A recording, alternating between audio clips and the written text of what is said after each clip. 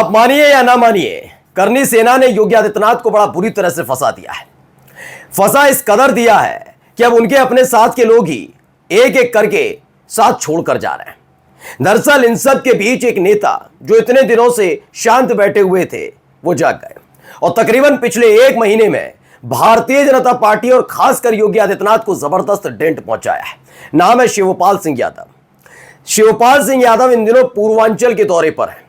पूरा अप्रैल का महीना, सिर्फ आगरा वाली घटना को छोड़ दिया जाए, तब से वो पूर्वांचल में कमान साधे हुए हैं और 12 अप्रैल के बाद तो ऑपरेशन पूर्वांचल ऐसा शुरू किया है कि बड़े से बड़े दिग्गज बीजेपी के नेता भी दांतों तले उंगली दबा रहे हैं, क्योंकि एक वक्त में जो भारतीय जनता पार्टी के मजबूत साथी हुआ करते थे, वही योगी सरकार की पोल खोल रहे हैं, योगी आदित्यनाथ की कार्यशैली के बारे में बोल रहे हैं। यही नहीं, उनका साथ छोड़कर समाजवादी पार्टी में आने के लिए तैयार बैठे हैं। और आज जो मैं आपको खबर दिखाने जा रहा हूं, यकीन मानकर चलिए, आप समझ जाएंगे कि बीजेपी ने अपने पैर पर कैसे कुल्हाड़ी मार ली, क्योंकि वो भूल गए शायद कि अखिलेश यादव अकेले नहीं है, शिवपाल सिंह यादव जैसे रणनीतिकार उनके साथ हैं। और पूर्वांचल का जो ऑपरेशन शुरू किया था, यानी मिशन ऑफ पूर्वांचल, वो शिवपाल सिंह यादव ने पूरा कर लिया है। नमस्कार, मैं हूं प्रज्वल गौतम और आप देख रहे हैं न्यूज सर्किल।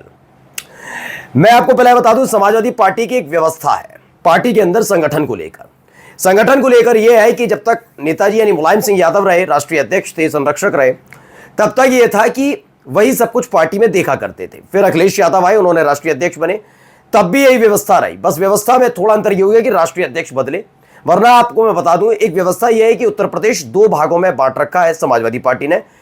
पश्चिमी उत्तर प्रदेश की जिम्मेदारी प्रोफेसर यानी रामगोपाल यादव को दे रखी है, प्रोफेसर साहब को। और अगर आप पश्चिमी उत्तर प्रदेश के बाद पूर्वांचल का जिक्र करेंगे तो पूरा का पूरा शिवपाल सिंह यादव देखते हैं, संभालते हैं पूरा संगठन। समाजवादी पार्टी में कौन आएगा, कौन नहीं आएगा, कौन कितना मजबूत है, तमाम चीजें। जहां कमजोर है समाजवादी पार्टी, उसे मजबूत करने का काम पूर्वांचल में सीधे सीधे शिवपाल सिंह यादव के हाथ में। हाल ही में आपने देखा करनी सेना ने जो किया, जिसकी वजह से शिवपाल सिंह यादव को आगरा जाना पड़ा, और आगरा जाकर उन्होंने जो किया, उसके बाद आपने देखा करनी सेना के साथ साथ सरकार पे बैकफुट पर नजर आई। लेकिन इन सब के बीच शिवपाल सिंह यादव ने अंदर खाने एक मिशन शुरू कर दिया। उसका नाम है पूर्वांचल, मिशन पूर्वांचल, जो लगभग पूरा हो चुका है। क्योंकि अब तक कई क्षत्रिय नेता जो अब तक भारतीय जनता पार्टी के साथ थे, वो समाजवादी पार्टी के साथ आने के लिए पूरी तरह से हामी भर चुके हैं। मैं फिर बता दूं कि शिवपाल सिंह यादव का औरा और ओहदा भारतीय राजनीति या यूं कहा जाए उत्तर प्रदेश की राजनीति में उस कदर बैठा हुआ है कि उनके खिलाफ कोई गंदगी नहीं उगलता। और जो भी शिवपाल सिंह यादव जिनसे मिलने की कहते हैं, वो मिलते हैं, दिल खोलकर मिलते हैं, चाहे वो बीजेपी के हों, किसी और राजनीतिक पार्टी के हों। मतभेद जरूर अखिलेश यादव के साथ कई राजनेताओं के हो सकते हैं, लेकिन अगर शिवपाल सिंह यादव ने कहा कि मैं आपसे मिलना चाहता हूं, तो मिलने के लिए तैयार रहते हैं। ये पहला स्पष्ट है। आप जानते हैं सिनेरियो भी मैं बार बार कई बार अपने सहयोगियों से कहता हूं कि एक मुझे बयान दिखाइए बड़े नेता का, जिसमें शिवपाल सिंह यादव को चुनौती दी हो। दिखाइए मुझे योगी आदित्यनाथ का, केशव प्रसाद मौर्य का, ब्रजेश पाठक, कोई भी एक बड़ा नेता दिखा दीजिए जो अपने आप में बहुत बड़ा ये समझते हो कि उत्तर प्रदेश की राजनीति उनके इर्द गिर्द घूमती है, और शिवपाल सिंह यादव को चुनौती दे रहा हूं। उसकी वजह मैं कई बार बता चुका हूं कि शिवपाल सिंह यादव एक ऐसे नेता हैं जिनको जो लंबे समय से राजनीति भी कर रहे हैं और सबकी नब्ज जानते हैं, उनको पता है कि कौन कैसे राजनीति कर रहा है। अब इन सब के बीच एक घटनाक्रम घटा। पहला घटनाक्रम यह घटा कि जब ठाकुर बनाम यादव या फिर उनका जब पिछड़ा करने की कोशिश सरकार की तरफ से की जा रही थी, उसमें सबसे पहले शिवपाल सिंह यादव ने क्षत्रियों को अपने साथ लाना शुरू किया, सबने देखा। और इन सब के बीच एक और बात हुई कि हरिशंकर तिवारी के बेटे विनय शंकर तिवारी को गिरफ्तार कर लिया जाता है, ईडी गिरफ्तार करती है, और पूर्वांचल में एक लहर बनती है ब्राह्मण विरोधी बीजेपी की। उसका असर भी देखने को मिला। इन सब के बीच एक और कांड होता है। कांड था वाराणसी से जुड़ा हुआ। समाजवादी पार्टी के नेता हरीश मिश्रा, उनके ऊपर एक हमले की वीडियो सामने आना, फिर जो हमलावर आए थे उन्हें पीटा, तमाम चीजें हुई। और उन सबके बाद पता लगा जब हरीश मिश्रा, जिन पर हमला किया गया था, वो अस्पताल जाते हैं, अस्पताल से जैसे ही बाहर आते हैं उन्हें गिरफ्तार कर लिया जाता है। अब वो जमानत पर बाहर आते हैं। लोग ये सवाल पूछ रहे थे, जो खासतौर पर भारतीय जनता पार्टी के नेता हैं, कि इतने ही ब्राह्मणों को प्यार करते हो, आप हाथा का कह रहे थे, ये कह रहे थे, विनय शंकर तिवारी गिरफ्तारी बोल रहे थे, हरीश मिश्रा तो आपकी पार्टी के नेता, आप क्यों नहीं गए? शिवपाल सिंह यादव ने न केवल शिकायत दूर की, बल्कि एक ऐसा काम कर दिया जिससे हर कोई हैरान रह गया है। ब्राह्मण समाज एकजुट होकर पूर्वांचल में समाजवादी पार्टी के साथ आ गया है। उसकी एक एक तस्वीर आपको दिखाऊंगा, पहले ये वीडियो देखिए। तो इस वीडियो में आपको शिवपाल सिंह यादव नजर आ रहे होंगे जो ठाके लगा रहे हैं, साथ में खड़े हुए हैं हरीश मिश्रा। हरीश मिश्रा समाजवादी पार्टी के वही नेता हैं जो अभी जिन्हें राहत मिली। खबर क्या है, पहले खबर मैं आपको थोड़ी सी पढ़कर बता दूं और उसके बाद क्या हो गया है जरा आप समझ जाएंगे। देखिए, यह खबर अमर उजाला ने छापी है। सपा नेता हरीश को कोर्ट से राहत, करनी सेना के सदस्यों से मारपीट का आरोप लगा, जमानत मिली। 12 दिन पहले हुई थी मारपीट। यह क्यों हुआ, कैसे हुआ, इस पर जाने की जरूरत नहीं है। हर कोई जानता है कि गिरफ्तारी किसकी संभव मानी जाती है। खैर, यह कोर्ट कचहरी का मसला है, यह चल रहा है और हरीश मिश्रा जेल के बाहर आ गए। जैसी ये जानकारी मिली वैसे ही शिवपाल से दावा किया गया। शिवपाल सिंह मुलाकात करने वाराणसी पहुंचते हैं, वाराणसी में मुलाकात करते हैं और इस मुलाकात ने ब्राह्मण समाज में एक अलग ही तरह का उत्साह पैदा कर दिया। मैं अब भी कह रहा हूं पूरी जिम्मेदारी के साथ, ही भारतीय जनता पार्टी के जो कोर वोटर है, उस कोर वोटर में पहला नाम आता है क्षत्रिय समाज का। यानी ठाकुर जो होते हैं ज्यादातर बीजेपी की तरफ झुके रहते हैं, चाहे किसी भी स्थिति में, या तो वोट कास्ट नहीं करेंगे या फिर करेंगे तो बीजेपी के लिए करेंगे।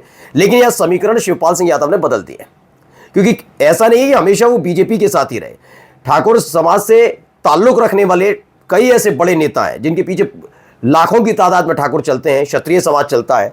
उनमें से कई नेता समाजवादी पार्टी को बेइंतहा पसंद करते रहे, लेकिन परिस्थितियां ऐसी बदली कि जिसकी वजह से उन नेताओं को साथ छोड़कर जाना पड़ा। जिसमें से नाम लेता हूं ब्रजभूषण शरण सिंह का, जो लगातार आपने देखा अखिलेश यादव का समर्थन करते हैं, नेताजी की तारीफ करते हैं, अपनी ही सरकार, क्योंकि उनके बेटे तो बीजेपी के सांसद है, फिर भी वो कहते हैं पावर सेंटर एक जगह बन गया है, तमाम बातें करते हैं।